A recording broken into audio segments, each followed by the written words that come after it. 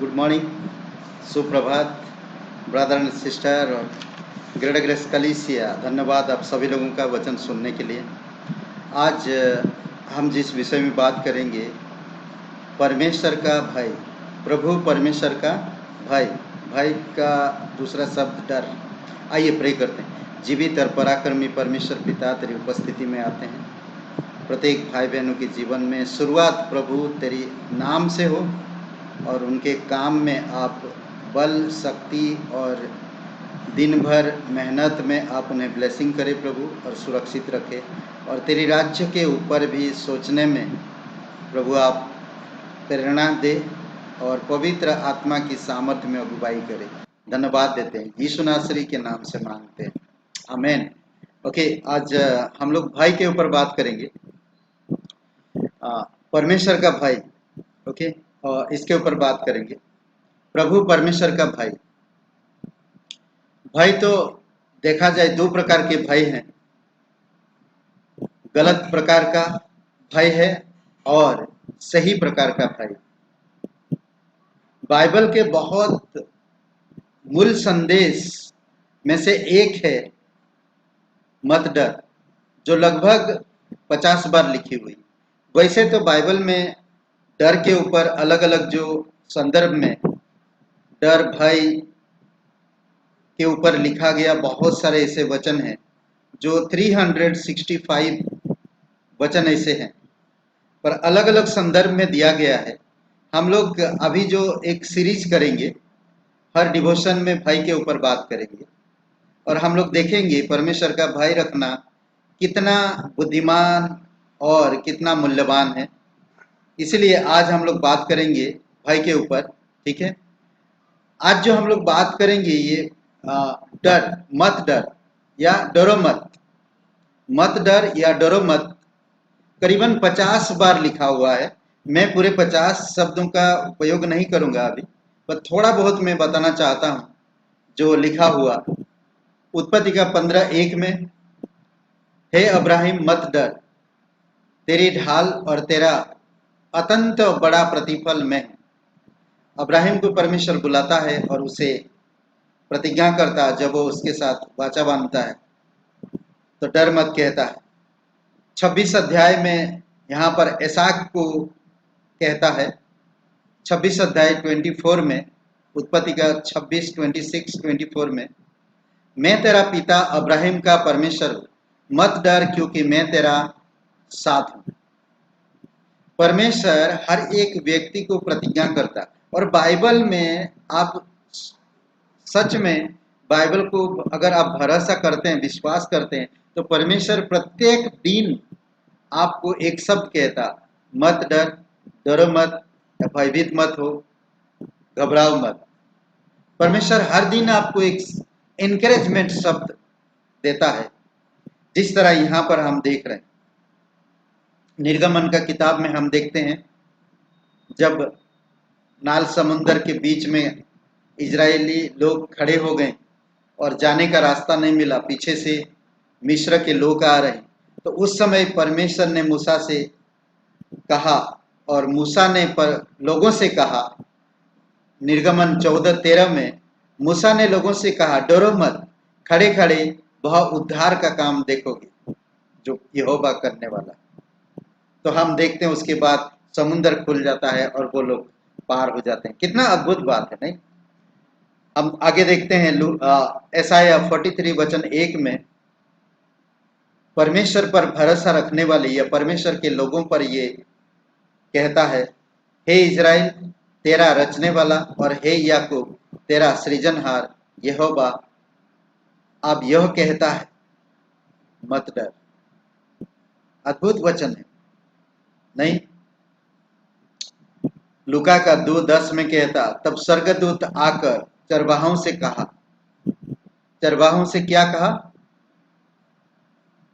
हे, तब स्वर्गदूत ने उनसे कहा, मत डरो क्योंकि देखो मैं तुम्हें बड़े आनंद का सुसमाचार सुनाता। आनंद का सुसमाचार, इसीलिए डरो मत। चरवाहों से बातें के स्वर्गदूत आके। लूका का 12:32 में यहाँ पर बहुत सुंदर बात कहता, हे छोटे झुंड मत डर। कितना बड़ा आश्वासन है। परमेश्वर हमारे लिए राजा दिया है, परमेश्वर हमें राज्य दिया है, परमेश्वर हमें शांति दिया है, परमेश्वर हमें पवित्र आत्मा दिया है, परमेश्वर हमें पवित्र बाइबल दिया है। और हमें इन वचनों के द्वारा हमें प्रेरित होना चाहिए और प्रेरणा के द्वारा हमें करना चाहिए कि पवित्र आत्मा जो बोलता हम वो कर सके। अद्भुत बात है। प्रेरितों के काम 27 अध्याय और वचन 24 में 24 वचन में पौलुस का नाव टूट जाता है और परमेश्वर पौलुस से कहता है, पौलुस मत डर, तुम्हें कैसर के आगे खड़ा होना अवश्य है। अद्भुत प्रतिज्ञा है। नाव टूट जाने के बावजूद भी लोग परेशान, लोग डरे हुए हैं, पौलुस को परमेश्वर प्रतिज्ञा करता, हे पौलुस मत डर, क्योंकि तुझे कैसर के सामने खड़ा होना। और परमेश्वर कहता कि मैं उसके विषय में गवाही देगा पौलुस। कितना कितना अच्छी बात है कि नाव टूट गया, सब कुछ, जहाज टूट रहा, बर्फ में है, रात भर बिता रहे, फिर भी परमेश्वर आश्वासन दे रहा पौलुस। उसी प्रकार आपको मुझे भी परमेश्वर आश्वासन देता है। प्रकाशित वाक्य 1:17 में यूहन्ना जब यीशु मसीह का दर्शन देखा और उसके सामने पूरी तरह से मुर्दे के समान गिर पड़ा, तब महिमा का परमेश्वर प्रभु यीशु मसीह क्या कहता देखिए, उसने मुझ पर अपना हाथ, दाहिना हाथ रख कर कहा, मत डर, मैं प्रथम और अंतिम और जीवित हूं। कितना बड़ा आश्वासन है। आपका और मेरा परमेश्वर हमेशा जीवित है, इसीलिए आपको डरना नहीं। कोई भी चीज में, परिवार में, नौकरी में, फाइनेंस प्रॉब्लम है, फैमिली मैटर है, विवाह में प्रॉब्लम है, कई सारे ऐसे स्थान जो हमें डरा सकता है, पर हमें परमेश्वर का भय रखना चाहिए। परमेश्वर का भय एक अद्भुत भय होता है। मैं आगे बताता हूं आप। इसके अलावा कई सारे बातें जो परमेश्वर कहता, हम लोग करीबन 1 2 3 4 5 7 8 बातें हमने बताया। ऐसे 50 बार परमेश्वर कहा है, मत डर, डरो मत। इसके अलावा इससे मिलते जुलते अनेक वचन हैं, जैसे यीशु के शब्दों में, मैं हूं, डरो मत, यूहन्ना 6:20 में। ये पाठ दूसरे प्रकार के भय के बारे में भी है। परमेश्वर का भय जो हमारे अंदर अवश्य होना चाहिए। चाहे आप के कहाँ भी रहते हो, चाहे आप परिस्थिति कैसा भी हो, आपको हमेशा परमेश्वर का भय रखना है। आयुब का आपके अंदर होना चाहिए, आपके विचार में। आप जब एकांत में रहते हैं, आप जब अलग जगह पे रहते हैं, आपको कोई नहीं देख रहा, ऐसे समय पर भी आप परमेश्वर पर भय रखना चाहिए। और आपके अंदर परमेश्वर का भय है। आयुब का 28 में कहता है, 28 में, तब उसने मनुष्य से कहा, देख, प्रभु का भय मानना यही बुद्धि है। प्रभु का भय रखना। हम लोग सांप का, जानवरों का भय रखते हैं, पानी का भय रखते हैं, तूफान का भय रखते हैं, ऊंचाई का भय रखते हैं, गहराई का भय रखते हैं, बीमारी का भय रखते हैं, बिछड़ने का भय रखते हैं। कई सारे लोग तो जुड़ने का भय रखते हैं। कई सारे लोग संपूर्ण रूप से अपने आप को प्रकट करने का भय है। कई सारे लोगों का कई प्रकार की भय होता है इस दुनिया में, परंतु एक भय अलग है, जो एक डर एक अलग होता, और एक डर जो आदर का होता है और सही भय होता है। जैसे आप अपने माता पिता को, जैसे आप अपने टीचर को, जैसे आप अपने बड़ों का आदर करते हैं, उसी प्रकार का भय परमेश्वर को रखो। हम लोग देखें, माता पिता से भी अलग रहते हैं। कई सारे परिवार में बच्चे अपना माँ बाप का भय रखते हैं, मतलब आदर करते हैं कि वो एकांत भी रहेंगे तो गलत नहीं करते कोई चीज, या गलत सेवन नहीं करते, या गलत शब्द इस्तेमाल नहीं करते। जैसे वो घर में रहते हैं अपने माता पिता के साथ, वैसे वो बाहर भी रहते हैं। माता पिता का भय। भजन संहिता 19 और वचन 9 में कहता, यहोवा का भय पवित्र है। परमेश्वर का जो भय है, जो आपके अंदर है, यूहन्ना का 6:20 में जैसे हमने कहा, आपके अंदर है, वो पवित्र भय आपके अंदर है। इसीलिए हमें परमेश्वर का पवित्र भय को मानना चाहिए। वह अनंत काल तक स्थिर रहता है। अनंत काल तक हमेशा वो स्थिर रहता है। प्रभु का भय पवित्र है, यहोवा का भय पवित्र है और अनंत काल तक स्थिर रहता है। दूसरा शमूएल का 23 अध्याय वचन 3 में कहता, मनुष्य में प्रभुता करने वाला एक धर्मी होगा जो परमेश्वर का भय मानता हुआ प्रभुता करेगा। और वो यीशु मसीह की तरफ हम देखते हैं। आयुब के दाऊद के बारे में बात करता, बट हम देखते हैं कि यीशु मसीह के बारे में 1000 वर्ष की राज्य जब आएगा, जब प्रभु राज्य करेगा, धर्म से राज्य करेगा और परमेश्वर का भय रहेगा और प्रभुता उसके कानों पर होगा। ओके, ये कुछ भय था। अद्भुत है और सुंदर है। इस भय का अभाव या अनुपस्थित केवल पाप। ये जो भय है, पवित्र भय, परमेश्वर का भय, अभाव हमारे जीवन में क्यों होती और हमारे जीवन में ये डर क्यों नहीं रहता है? उसका कारण ये है पाप। भ्रम और अंत में विनाश ही ला सकता है। इसीलिए पवित्र परमेश्वर का भय रखिए, जो आपको बनाया, जो पूरे कायनात को संभालता, जो पूरे दुनिया में आज वो संभाल के रखा, हर एक प्राणी को अन्न देता है, हर एक प्राणी को जानता है। आज सोचिए, जब ये कोविड-19 हुआ, पिछले साल से लेकर इस साल तक हम अभी भी देख रहे हैं दुनिया में दहशत है। ये वायरस की वजह से ऑक्सीजन की घटी होगी, पर परमेश्वर इतनी सालों से ऑक्सीजन कभी कमी होने नहीं देता इंसान।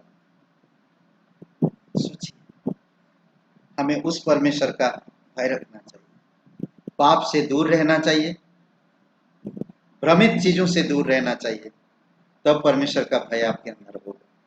कई बार लोग परमेश्वर का भय बिल्कुल नहीं रखते हैं, हमें बहुत अफसोस होता है। परमेश्वर पे भरोसा रखते हैं, बाइबल पढ़ते हैं, परमेश्वर में चल रहे हैं, परंतु उनके अंदर परमेश्वर का भय नहीं।